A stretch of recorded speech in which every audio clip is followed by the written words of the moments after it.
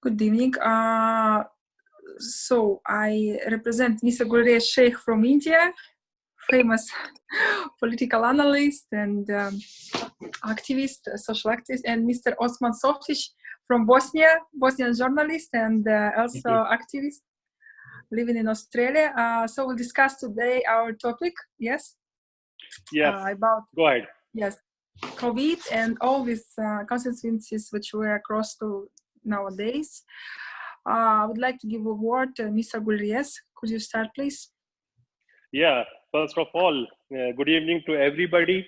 And I'm sure that all your families are healthy and staying home. I love to ask Mr. Osman. Osman, just tell me what are the sentiments in Australia regarding China? Because I'm seeing a lot of war of words going on between the Australian government and Chinese government, plus the type of words which are coming from China also. The language is not good. Like some time back, they their mouthpiece of Communist Party, what is now, I'm forgetting the name, the newspaper, the editor called Australia chewing gum, which has got stuck on the shoe of China, and it need to be rubbed to remove it. So, what are the sentiments? And plus, I'm getting the news that China has already banned the import of meat from Australia to hurt the Australian economy. That is correct. Thank you for that. Yes, I've lived in Australia for over 20 years, on and off, and I've been away from Australia for a while. I've been in Bosnia. However, I keep following the Australian general political affairs and what's going on, particularly because my research interest is also in Southeast Asia. I was doing some postgraduate studies at the Australian National University in Canberra, the Faculty of Asian Studies. So I suppose it's part of my interest, even though I'm here, and I still keep following. The relations between China and Australia have definitely deteriorated to the lowest level in recent history, I would say, and particularly in the aftermath of the pandemic of coronavirus. And you are exactly right. I have surveyed the Australian press, and also a lot of friends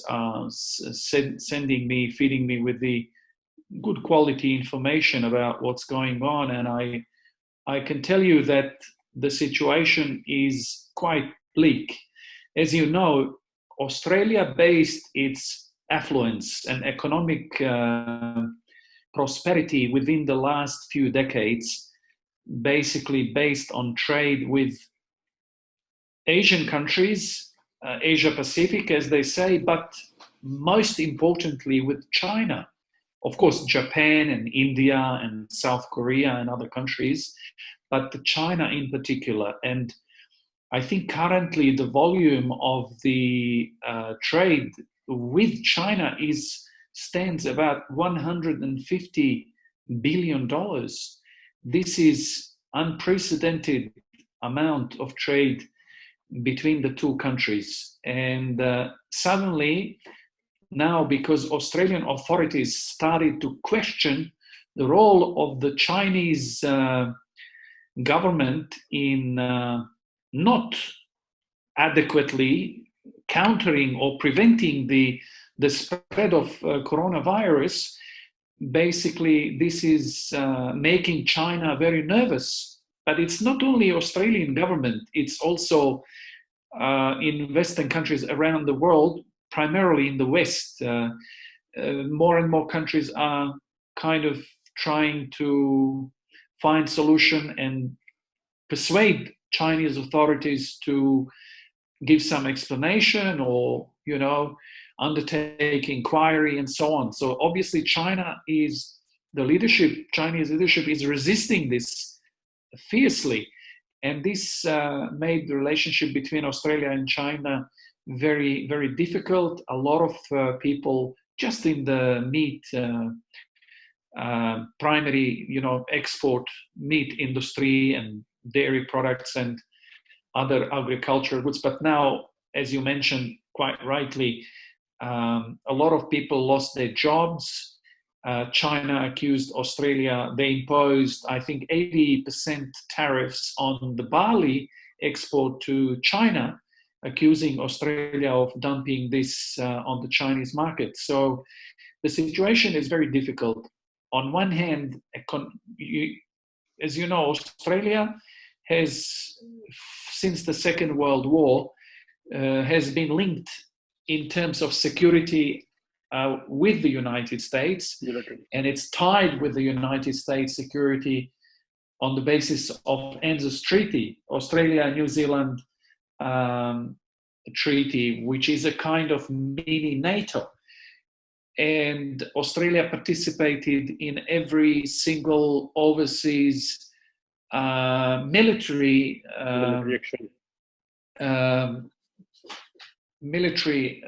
engagement in different countries alongside with the United States.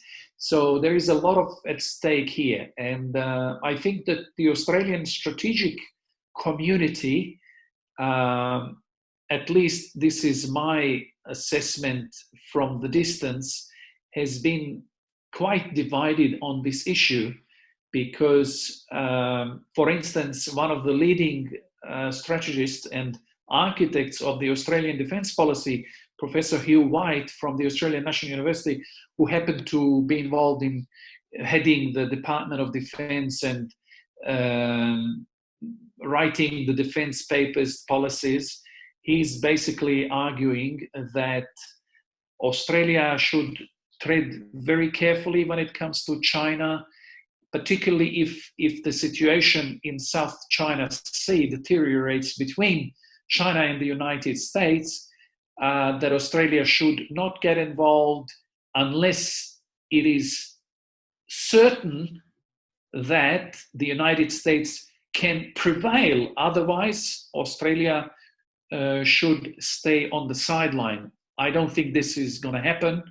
I think Australian government will follow the American lead, and especially they're talking about freedom of navigation. They're talking about the preservation of the rule-based international order, and as you can understand.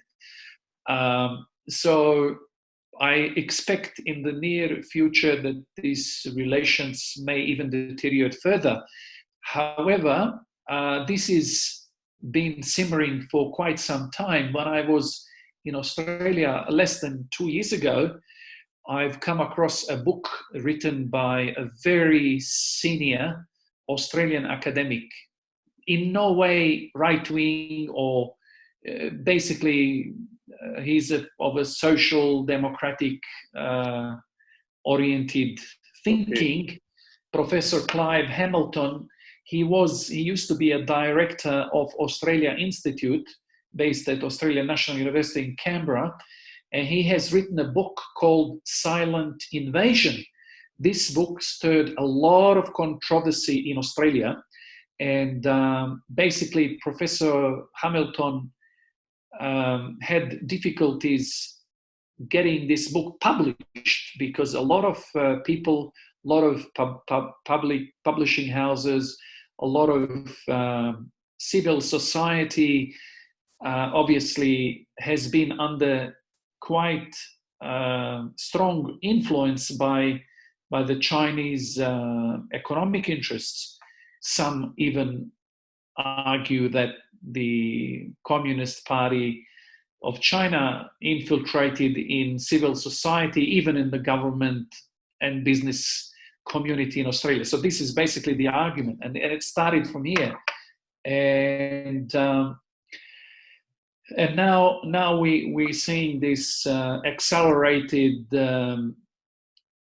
almost like a Cold War kind of thinking on the part of the US, which is quite worrisome. and we don't know how things will develop. However, I can see that there is a new. I must commend you on your previous. I briefly listened to what you discussed in relation to Belt and Road Initiative and how China spent a lot of money on this initiative, trillions of dollars, and Yes. I think what I can detect from the distance is that there is a kind of a strategic questioning of this Belt and Road Initiative, and I think Australia, Japan, India, US, even if we exclude US totally, still there is a Japan, Australia, Indonesia, and India. They're trying to revive in a very serious way the kind of counter narrative to Belt and Road, which is the revival of Indo-Pacific community. So I suppose this is interpreted differently by different countries. Some call it that this is a new economic and social trading and even security community spreading from as west California, Hollywood to Bollywood, or from even further into Africa, into Indian Ocean, to include some African regions, California to Kilimanjaro. So this is a very broad concept, but I can see that if we contrast it and compare it with what even the Obama administration initiated, which is the pivot to Asia, and now the revival of Indo-Pacific community, I think there is a slow reaction of this, what Australian strategic thinker Rory Medcalf calls kind of not alignment to contain China, but basically like-minded community and countries that are not great powers. They're not superpowers, but they are not small either. For instance, India is a great power. We cannot say it's not. It's a great power in the region. So now it all depends how China will behave in South China Sea, whether China will exercise its heavy hand when it comes to Australia, and there is some alignment happening. I think this is probably going to happen within the 10, 20 years' time, but definitely I don't think that China-centric East Asia is something that will go unchallenged, in my opinion. And I think Australia has already shown some kind of resilience and resistance to this what appears to be a Chinese incursion into what Australia fears could undermine its sovereignty and the freedom of, because all these countries depend on trade, on maritime routes, Australia and Japan, and it's all coming through Indonesia, it's coming from Malacca Straits. So on the other hand, we can see that China is very angry, even when the policymakers of these countries that constitute Indo-Pacific community use the term Indo-Pacific. China is adamantly opposed to this particular terminology, as you know better. They want than Asia me. Pacific. Yes, so it all depends how the relationship will pan out between India and Australia, then again between Australia and India and Indonesia.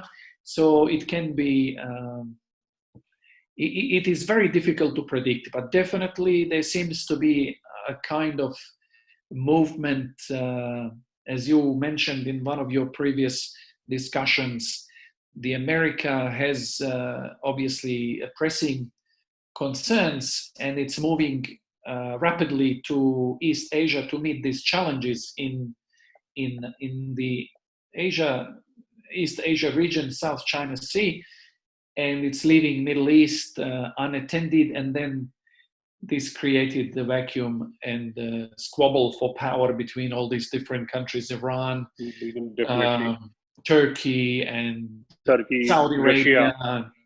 even Russia, of course, with the intervention in Syria and so on. We don't know how this will, but it'll be certainly interesting to follow how this Indo-Pacific notion will materialize from now on. I was seeing some signs of change in Australian policy, so even before coronavirus crisis came into being, like Australia among the Quad members, the 4 countries, US, Japan, India, and Australia, it was always reluctant to join the naval exercises. But some few months back, it started even joining with Japan, joining with India. So I am seeing one thing: Australia, Japan, they are performing well. India, Japan, they are performing well in bilateral relationship. So and even India, Australia are performing well. So I think the Quad may turn out to be a bigger, you can say a mini form of NATO in that region. And since Malacca Strait you were talking about, very interesting point, Malacca Strait is very narrow. So if things doesn't go well in the region, then there are great possibilities vis-a-vis Malacca Strait. And even some days back, you must be knowing that what Chinese ships did in the Senkaku Islands, which Japan claims to be its, and China claims that it's its territory. The Chinese ships, they followed the the fishing boats of Japan, and they threatened them. So these things which are going, they doesn't look like they are going in a very good direction. I think the conflict is coming, global conflict. Yes, you are right, and this is the major concern. And now it all depends how whether this Quad and then extended Quad, as you mentioned, how they will, whether they will act bilaterally in relation to China, or whether they can find a common ground, not necessarily aimed against China, but it's just to show that the combined influence and power of India, Japan, Australia, and Indonesia, for instance, in due course can even match the GDP of China. However, I think it'll be very, very difficult question to maintain. First of all, to create this confidence between these within the grouping, and whether it will acquire, as you mentioned, some formal alliance type of organization. It is very questionable whether this will materialize. Of course, with the US leading from behind, it may happen. But then again, some Australian scholars who have, by the way, very close relationship with their counterparts in India, they are still uncertain how India will react, whether we might have a situation, some argue, that China and India may reach an understanding that India is satisfied with being a kind of in charge of its own region of Indian Ocean and the surrounding areas, and let the China look after the eastern part of Asia and the Pacific, rather than allowing this fissure that will allow these countries to combine and offer some resistance to the Chinese influence. We don't know how. I think India is the really major player in this equation, and how India will. It depends how India will react in the long term, and how it will, because obviously India is the closest power, in terms of population and GDP and the growth. Military power as well. So it will all depend. A lot of it will depend on India. Australia is a kind of it's a developed country. It's among the 20 most developed countries, but population of Australia is very small. It's only 25 million people. It's obviously advantage is to defend Australia. It's all surrounded by the oceans and then desert. By the time anybody he has an eye on Australia reaches the east seaboard, where the majority of the population live. However, Australia is important player still, particularly in the Pacific region. We noticed that I think Australia also made some mistakes because it probably didn't pay much attention to the South Pacific in terms of, although its a fair share of foreign aid has been distributed, but now we can see, in the vicinity of Australia, the Solomon Islands, Papua New Guinea, Vanuatu, and different countries, we can see a very heavy Chinese presence. There is a growing fear in Australian strategic community in Canberra that China might be using, carrot with these countries and positioning itself, although it's, building the football stadium in Fiji or building the port in Vanuatu or so on and so forth, but it can later on be turned into a military facility. So there is a lot of nervousness in Australia as to how to manage these relations between India and China. Between China and Australia. Well, if you ask about India, we are still non-aligned country, but the future of our reaction will definitely depend upon how China is going to react with us and vis-a-vis our sovereignty. And there is also one more factor when it comes to India, that is Pakistan.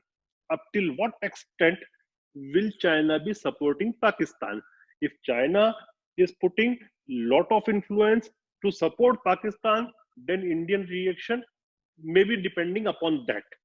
So China has to make sure that it doesn't crosses its line if it wants India to be non-aligned.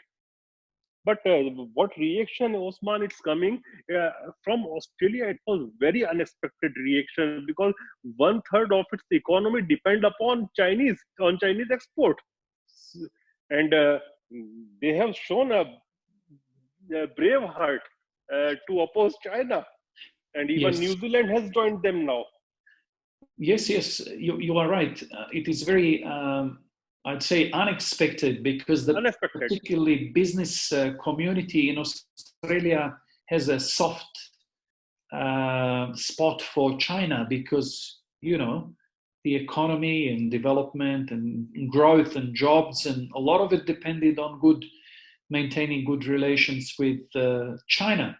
Now China is starting to punish Australia, and it appears that security concerns will overpower the business interests in this particular circumstance. And I think Australia will probably keep on this track and will try to use its diplomatic clout in the region to try and persuade neighboring countries of Southeast Asia, particularly Indonesia, Malaysia, and Vietnam, which appears to be most concerned about the Chinese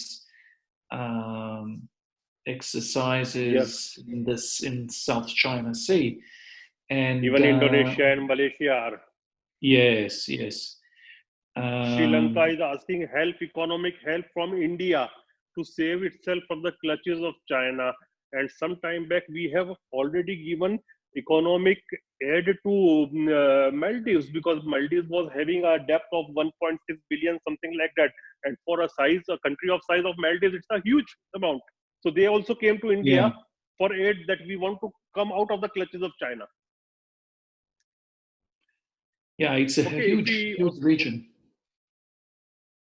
Osman, if we shift our focus from Australia to Balkans, because it is the least reported area in the world press, what is the condition of coronavirus there in Balkans?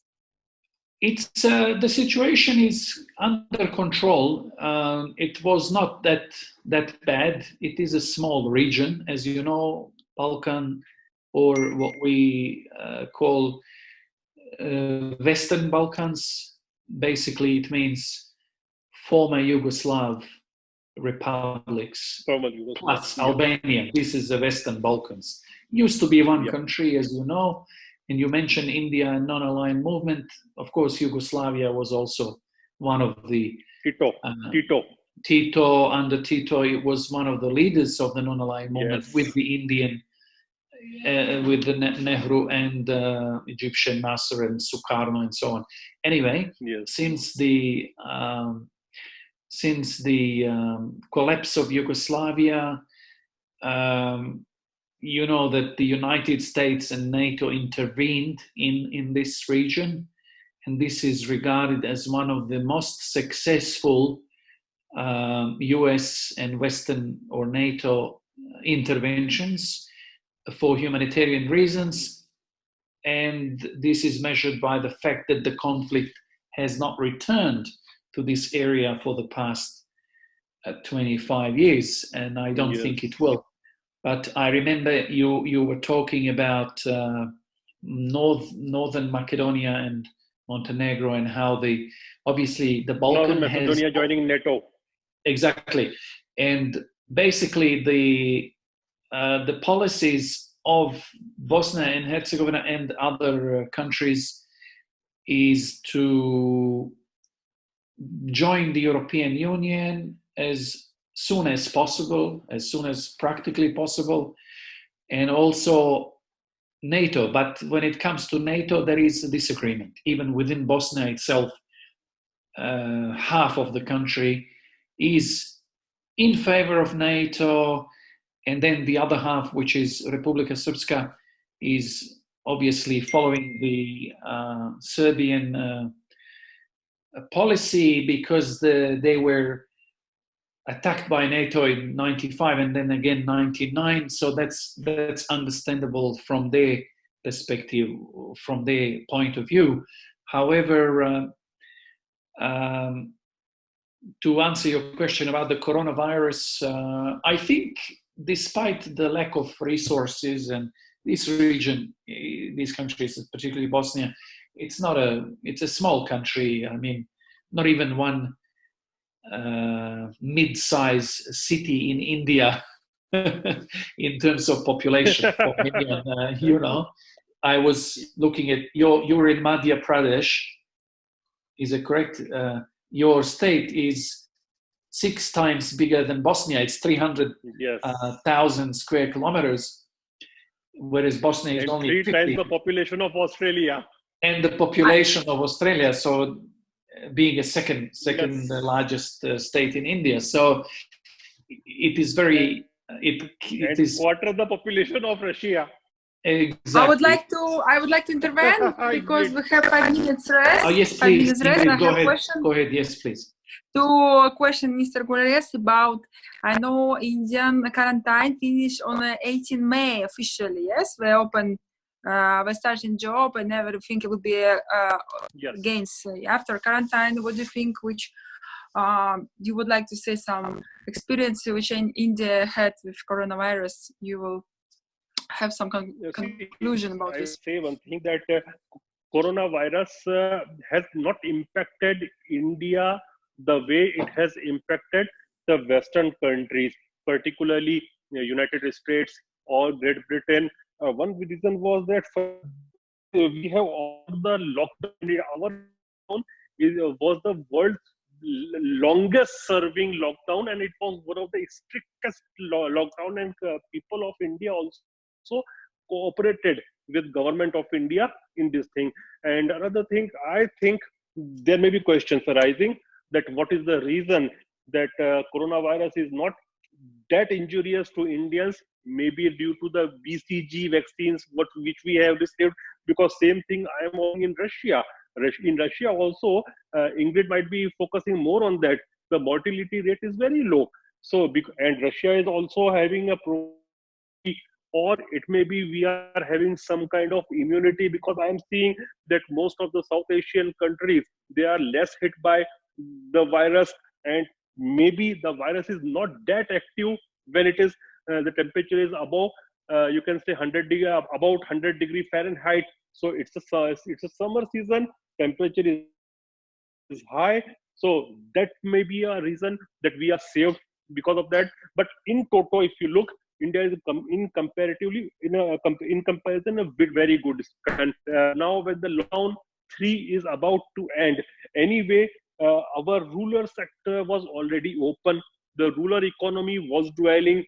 The agriculture was going on, and even buying and selling of crops was already going on. And almost you can say half of India, or more than 50% of India, is already made corona free.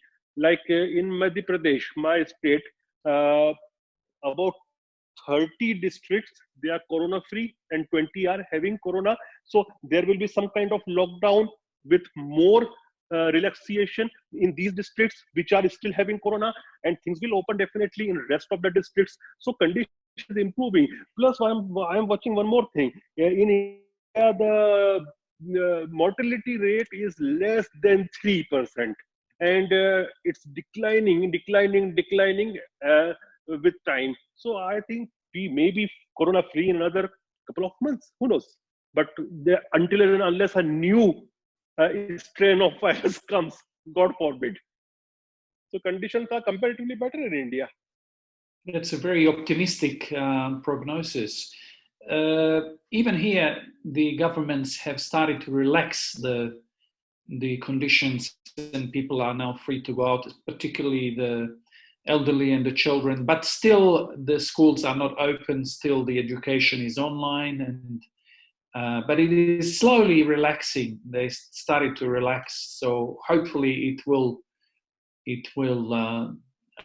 improve. And particularly given the fact that the summer season is coming, and Adriatic Sea attracts, particularly in Croatia, last year they had $7 or $8 billion income from tourism alone.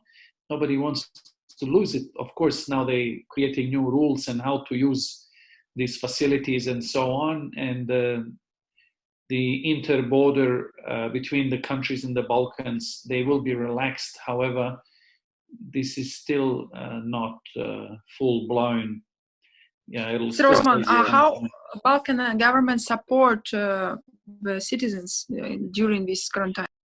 Unfortunately, as you are well aware, Balkan countries are short of cash, and they cannot support the business and the employees in a way other countries like Australia, Canada, or others do, unfortunately. But still, there are some measures that they're putting in place to enable to diversify economy. Now there is a big project underway happening, how to reset the economy and how to look at the new opportunities. And there is some discussions that even some European companies will probably be withdrawing from the production facilities from China or some other parts, and they're trying to persuade the European Union to at least divert some of these companies and production facilities, if that is to happen anytime soon, to the Balkan countries. So that's one of our opportunities. Another thing is focusing on agricultural increase, because in Bosnia, a lot of agricultural land has basically been in ruins. It has not been utilized as it should. And now I think the government is setting up new policies to improve conditions for people to, obviously, nobody wants to go into tariff war or closing the borders for foreign products. Bosnian government is still committed to free trade, obviously there will be a lot of modifications and refocusing on the prioritizing industry in terms of production. And then there is a joint campaign on the part of the media and some chambers of commerce, encouraging people to buy local products more than they did in the past. So, but no matter how much they do, and of course they allocate some resources to try and spare the jobs and helping employers, companies to keep their employees in this difficult time. Obviously, none of these measures will be able to prevent a major catastrophe. But when you look at it, small country, small worries, small resources, Bosnia has been struggling in the past for a while, and this has exacerbated the situation even worse. But when you look at the past and what people went through, they're coping well.